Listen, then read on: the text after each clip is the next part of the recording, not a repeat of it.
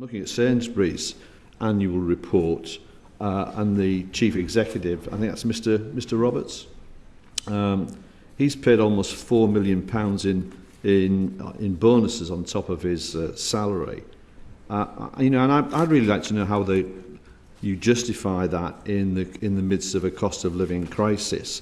I think if you look at Mr. Roberts, that's 4.9 million. £408,000 a month, £94,000 a week, £2,298 an hour, and workers are paid £11 an hour. I mean, how is that justifiable when the people who work for you and the people who come into the stores are suffering from a grotesque cost of living crisis now? How can that possibly be justified?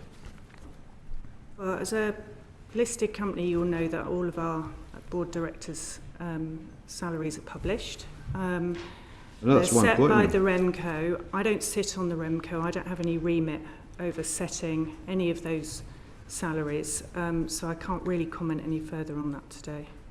Do you not get the point that this discussion is couched around a cost of living crisis, and yet I've got to say the chief executives across the board are in the same ballpark in terms of their pay?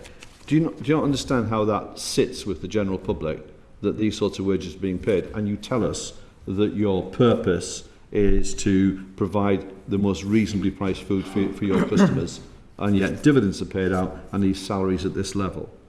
Does that not chime with any of you? Can make football tickets cheaper if they pay the players less.